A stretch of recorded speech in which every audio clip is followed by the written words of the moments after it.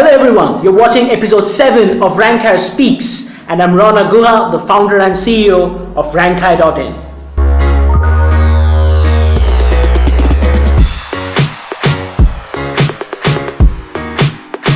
Today, we're going to discuss about Twitter and how brands can use Twitter to grow their business.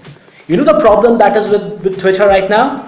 It's not 2010 anymore, so it's completely flooded with a lot of brands, a lot of people tweeting, each person having more than 1,000 followers. So it's all a mess over there. Too many people tweeting too many times. So what can brands do now? So today, we're going to discuss about Twitter, and I'm going to have a special guest on the show. Today, I have Soup with me. Soup is a social media analyst at RankHigher.in, and he's the one who works day in, day out with brands. So I thought, why not invite him over, and he's the one who's going to take you through the video as to how brands can use Twitter effectively. So Soup, although he's Soup, when it comes to social media, he's not in Soup. So Soup, say hi to the audience. What's happening, people? How's it going? So Soup, the first thing that I wanted to ask you today is what has been the challenge that you've seen with Twitter as a social media platform? See, there are a couple of challenges related to Twitter as a platform. Twitter is an extremely fast moving platform. So you have to be out there throughout. There's no other way you can be seen on Twitter. People just swipe through stuff every now and then. So what you have to do is just be there and, tweet like 25 tweets a day. Plus, also it has character limitations, limitations. Yeah, true. I mean, the 140 character thing. Exactly. Yeah. So that also makes up a challenge for people. If people want to express themselves in a certain way, they are not able to do that. So 140 characters. So you have to be really articulate and succinct in those 140 characters. So essentially what you're saying is essentially be out as many times a day as possible because of the fact that it's a very fast moving platform. Exactly. And that's a challenge because brands need to have that much of content ready. Exactly. Especially if you're a new brand and you don't have that much brand visibility out there. Right. So you need to be out there throughout so that people notice you more often. The more often you are in front of people, the more often people will get to know who you are. Right. So that's the whole idea behind it. Right. So I think what we are trying to say is, if you're a brand trying to have a presence on Twitter, be out there continuously, and you have to create content. And Soup, I think, will delve more on that as the kind of content that can be created. But you have to be out there essentially because it's a very fast-moving platform. People don't have time. They just swipe through very fast. And so you have to be out there exceedingly, you have to be there all the time. So, and because of the character limitation, that also gives you have to be more creative with it. You can't just write stories on Twitter. So you have to balance creativity along with the frequency of tweeting. Right. So we'll get to the topics and the points eventually, sure, right? Definitely. Yeah. Cool. All right.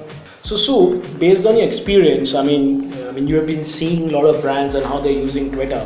Yeah. So how do you see these people, or how do you see these brands using Twitter? So are we talking about the huge brands, or are we talking about the... Let's say a blend of both. Let's say bracket A would be the huge brands and what they would be doing and how they're doing on Twitter. And let's say the brands which are at the small to mid level who probably don't have a lot of Twitter following. So what do you see the usual trend? See, the thing with huge brands are, since they have very good loyal following, so even if they tweet anything without any hashtag whatsoever, they will still get the retweets and likes, right? So now with small brands, let's get down to the smaller brands. Right. What happens is people don't know them well. So now what they are doing wrong is their first thing, they are not tweeting enough, right? Second thing, the content that they're sharing might not be engaging for their target audience. So it's a completely different point. Exactly, right. Third thing can be, they are just replicating their Facebook posts on Twitter. They are two completely different platforms. That's a cardinal sin, right? Exactly. You can't replicate what you're doing on Facebook, Instagram, Snapchat and do the same thing on Twitter. That's not how it works.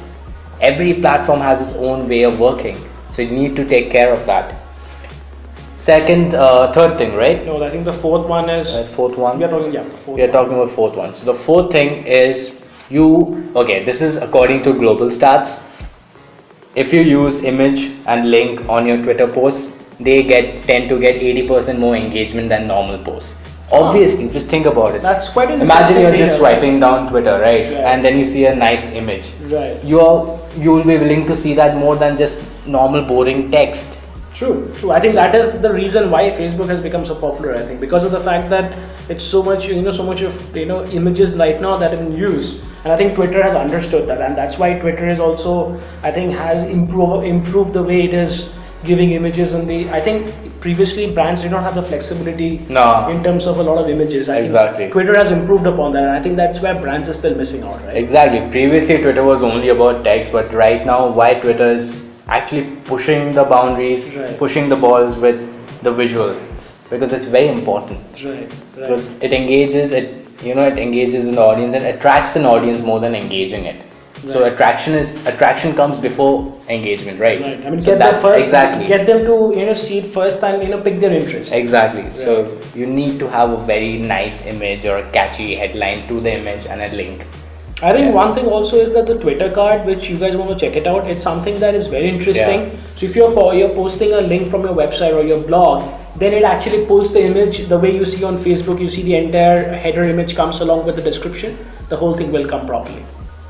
Yeah, so Soup, when you started off, obviously you had a lot of learning curve, right? So you would have seen some of great successes as well as some of failures. Major failures. Right. So I think one of the things that I want to discuss with all of you, and you should also probably note this down, because the best learnings come from failure. So what I want to ask you now, Soup, is can you give us some examples of how you probably could not get the level of engagement and you sort of failed in getting the right audience on Twitter, and what have been your learnings from it? See, when I started off, I didn't know anything about Twitter. I just thought, okay, it's just another platform where I can just post stuff, text or images or anything, and I would get engagement. So there was this particular client I started work on, and I used to do like 3 tweets a day. Right. And I would get 0 engagement. I did that for like 3-4 months straight.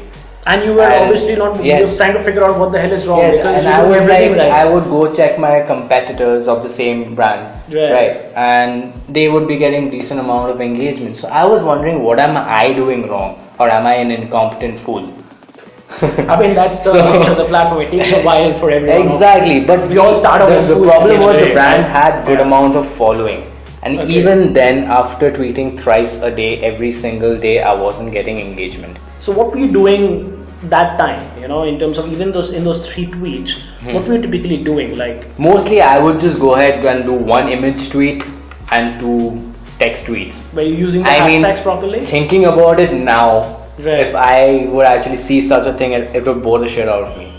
Right. So that's I think that's a very good point, because you have to think like your audience first. You have to think, if you're a customer or if you're seeing that tweet on your wall, will you be interested to look at it? So when you start thinking that way, you would know what you're producing is good or bad. Right? Exactly. So obviously there's a lot of learning curve to it. Then eventually I strategized the whole Twitter, how to work with it, right? Right.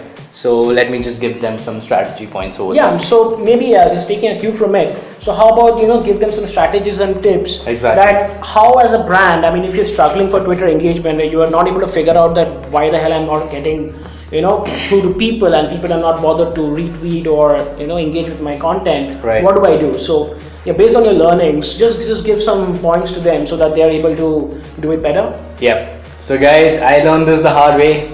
I hope that you don't, so listen to these points very carefully. Point number 1, right? Start with 25 tweets a day. Wow. Exactly. People also will be thinking, wow, 25 tweets a day. I mean, crazy. Can you do it? Yeah, it's possible. See, hear him out. It's possible. I know even you are wondering, 25 freaking tweets a day. How am I supposed to think of so many ideas? And obviously, you have to go up every half an hour.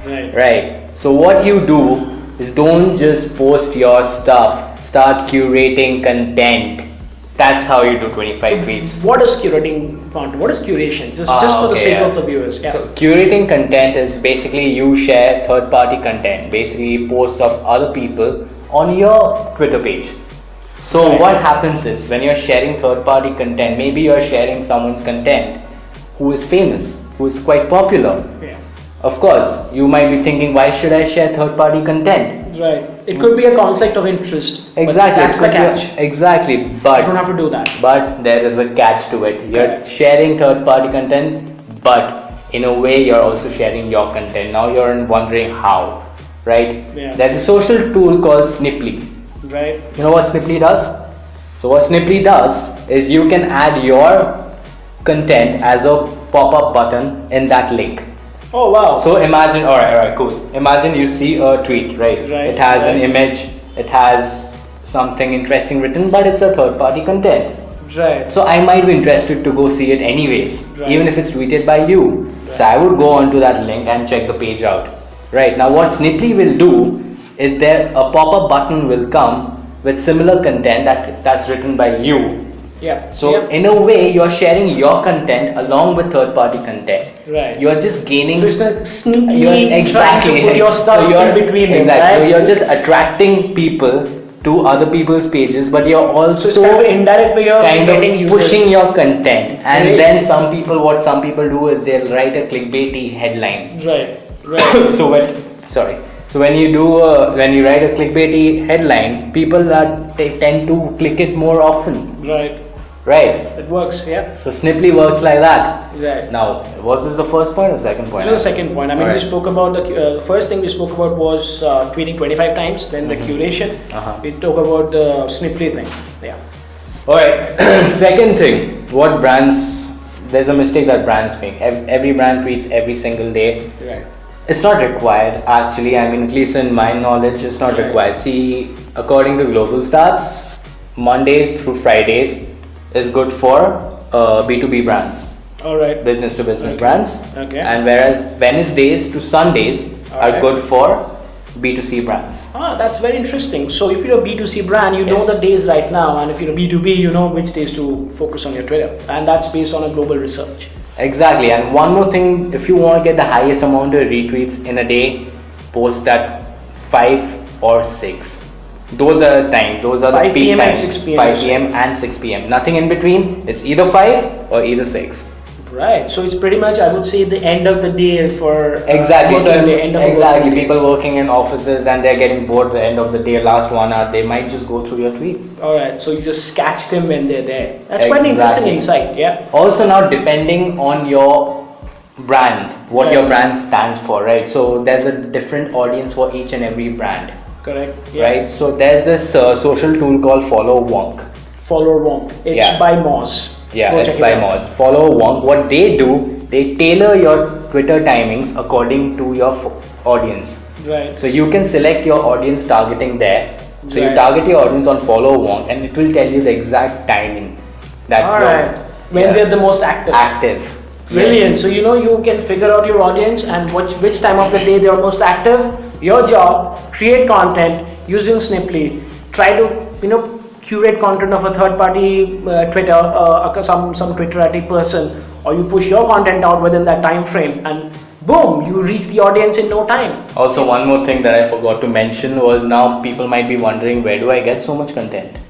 Yes. 25 content. But you spoke a bit of curation. Curation, right? So, but works. where do they get that content, right? Right. Just there's another tool or maybe a website. Is it a tool or website? I think Feedly. Feedly, it's a tool. It works. It works both ways actually. So it's for if you want to go have good read, you can check out Feedly. But what's more important It's on an Feedly? RSS tool. You can actually get Exactly. notifications based on the topics or keywords you're interested in. It'll deliver and send it to your email. So it's like it's very similar to Google Alerts. It's a different tool. Yeah. So now imagine you're a fashion brand. Yeah. And you want to tweet about fashion stuff. Obviously, a fashion brand won't be tweeting about sports, right? Absolutely. So now you're a fashion brand and you want to tweet stuff about other fashionistas. So now what you do, you go to Feedly, you filter out your fashion content, fashion Yeah, you related tweets content, from right? other people in the fashion space. Yeah. Exactly. So you find those content and then you can share their content through your website, through your Absolutely. Twitter page. Absolutely. And then you mark them. I mean, you essentially tag them on the Exactly. Yeah. on the- Oh yes. You definitely have to tag them. What happens sometimes is these people, they see that you've tweeted their stuff, right? So they will retweet your tweets. The tweet that you've That tweeted, tweet that you they'll have retweet. retweeted. Now imagine if let's say this guy is very popular and you essentially tweet something that this person has written, and he or she retweets you, and you have put the Sniply link over there. So suddenly you will see that this person retweeting you reaches out to, let's say, 10,000 people, and then out of that, even let's say 1% people end up clicking on that link, they end up seeing your post or your blog that you put on Sniply as a layer, as a pop-up on that blog. So suddenly the reach of your blog increases massively, right? Exactly. Great. So those are. I think one thing also you missed out. You could also spoken about, essentially how we're using tools to, schedule our tweets in advance. Oh so that, yes, I am. We don't, so sorry about that. Yeah. Anywho, now you'll be wondering, okay, do I really have to be on Twitter and tweet each and every single tweet after every 30 minutes? No, that's not possible. I mean, everyone's got a life. True, it's not possible. Right. So check out this social tool called Hootsuite. There's either Hootsuite or another one would be Buffer, but I personally prefer Hootsuite because there's a limitation with Buffer. So now what you can do with Hootsuite is you can schedule your posts. Right. So imagine you can schedule it for a month, 2 months, or any amount of time and you 25 want. tweets a day. 25 tweets a day. Talking about 30 days into 25. If you have 750 tweets, you just spend one full day. Exactly. 750 tweets, and they just post automatically for you on the times that you've selected. They also have an option of scheduling their time according to their standard timings. Right. I mean, by default, the selected timing, or else you can put exactly. So you can just select want. all the tweets that you want to tweet, just put them in, and they'll be scheduled itself. Yeah. Yeah, but that's also on the paid plan. Oh, so that's on the paid thing. But that's all right. I mean, obviously, when you're trying to do it seriously and you want to really have a proper strategy on Twitter, you do some investments. So I think that's pretty much covers all the strategy and the tips that. So I think if you've heard what essentially Soup said, just try to follow them. Try doing that as he said for 30 days. Starting today, do for 30 days at a stretch, and see the marked improvement in the kind of following and the engagement that you get on Twitter. Definitely. The other thing you should be very careful about is, and something which is very essential for your Twitter marketing, is how to use influencers, and that is something which you should, as a brand, know how to leverage. And Soup has worked with brands using influencers. We have been able to get people to trend. So, but in episode 2, it's episode 4, I think. Yeah. In episode 4, we've spoken about Twitter influencer marketing and how it can really help your business and what you could be doing wrong over there. So it's there. Point that link. Yeah, it's there. So click on this link. Check it out, because there we have given you what could have gone wrong or what can go wrong, and something that you should be very careful about. And I'm sure if you can do that, then influencers really work well on Twitter. So hopefully today's episode has given you insights, Soup's experience, and what we have done with brands on Twitter, and the things that we have shared with you. I'm sure if you can follow this, your engagement will really go up on Twitter. So thanks for watching episode 7 of RankHigherSpeaks, and I'll see you soon with episode 8. Bye-bye. Hey, if you're watching and liking our shows and our episodes, don't forget to subscribe to our channel. See if the link is here. Don't forget to subscribe. And we promise to bring you awesome digital content for your business. Subscribe now. Where are you going? Subscribe. If you don't subscribe, I'm going to tell your grandma what you did last summer. Or else subscribe now.